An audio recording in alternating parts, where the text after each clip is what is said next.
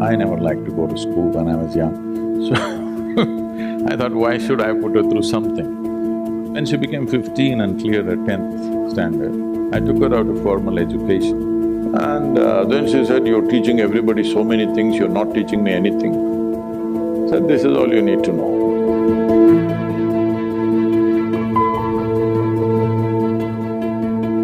I had enough on my hands, so I never intended or thought we should have a child of our own.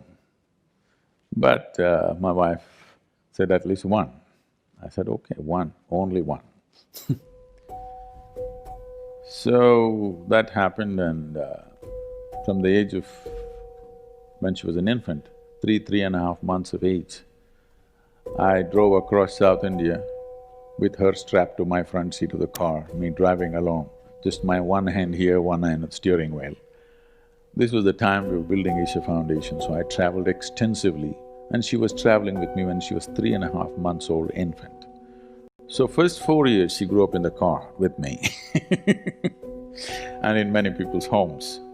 So she met thousands of people and she learned how to become a part of any home, anywhere, whether it's the most affluent home in the world or, a tribal home where just about anywhere I stayed, I made sure that she was exposed to everything. I didn't want her to develop prejudices or privileges of, choices of where to be and where not to be. And by the time she was 3 years of age, she at least knew 1,000 people by name, whom she considered her friends, definitely not her age, all grown-up people. So the tremendous exposure to people, and I thought I won't send her to school because I never liked to go to school when I was young. So I thought, why should I put her through something? Then the only thing I could not provide her is children of her own age. So I put her to a school which is not so competitive, not so pushy. So I looked for a school which was started by J. Krishnamurti, and I put her there so that it's easy. And I said, further you go easy on my girl, because I'm not going to look at a report card. I'm not going to ask which rank you are. I'm not going to ask what are you going to become. So don't have to bother about her marks, her academics. If she plays, if she eats well, I'm happy, she's growing up, she must eat well. If she plays well, if she laughs, if she sings, if she dances, I'm fine. I'm not concerned about this because when I was in school, every test, I was very consistent. I always got 6 zeros because I never wrote a word on any page. If they insisted, I wrote my name, otherwise I wouldn't write. When the final exam came, I only worked for 35 and I always got 35, 36, I just calculated. I've never sat in an examination hall beyond 30 minutes. First bell, I'm always out. And I just calculated for what it takes to move on with my friends to the next class, and that's all I did. Why I'm saying this is, this whole thing I used to watch as a child. When the report card came every month, some children are crying in the classroom because they've got not the marks that their tiger parents want, and some are strutting around because they are first or second or whatever. Whenever the teacher gave me the card, this report thing, I just took it and gave it to my father. I never ever opened and saw, because I thought this is a transaction between the teacher and my father. I don't want to intrude and see what is going on there. So I particularly requested the principal of the school, don't worry about my girl's education. I just want her to be with children of her age group. She eats well, just make sure she eats well. That's my only concern. She eats well, she's playing, she's laughing, she's jumping and dancing, I'm fine with this. So when she became 15 and cleared her 10th standard, I took her out of formal education, and because it was her mother's dream and the girl also was very interested, I put her into dancing and she went into Bharatanatyam, and now she's one of the upcoming artists in the country. So I never treated her as a child, first thing. From the age of 2, from the time she started speaking, I always treated her as an equal, as an adult.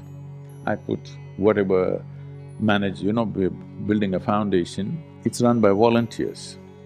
Volunteers means we're doing variety of work. We're running businesses, we're running major projects and activity across the globe. None of them, except a few who teach, none of them are trained for their job, okay? Because I can't wait and pick somebody from IIT or IIM or something. Those who get rejected by all of you, probably they come to me.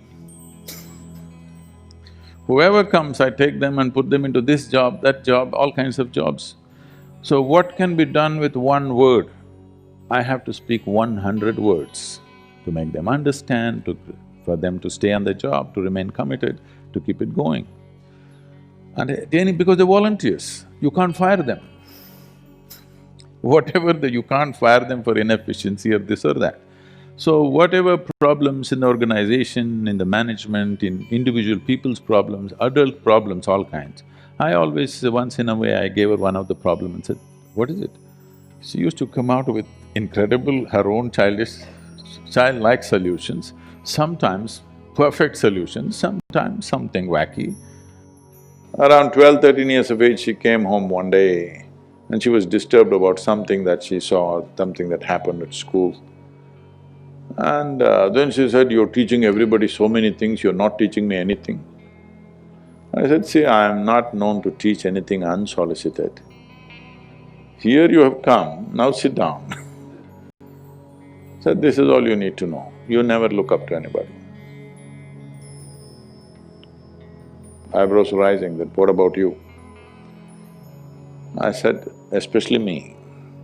Because the value of who I am is only if you see me the way I am.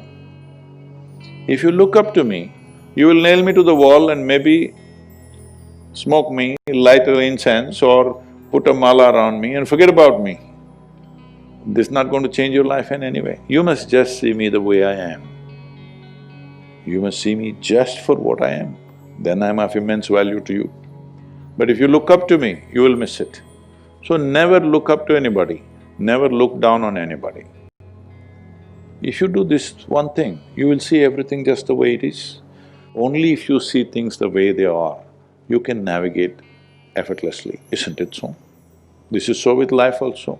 Only if you see everything just the way it is, you can navigate through life effortlessly. This is all the ability you need to give to your child. So I always treat it as an adult, never trying to place myself above her. This is the fundamental management I did, that she need not look up to anybody, nor look down to anybody. Just look at level, at everything the way it is. Just learning to see life just the way it is.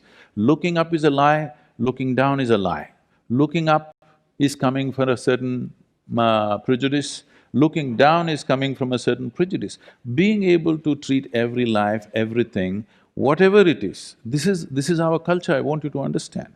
It doesn't matter if a paper, just a sheet of paper, when we were growing up, one paper, you cannot step on it.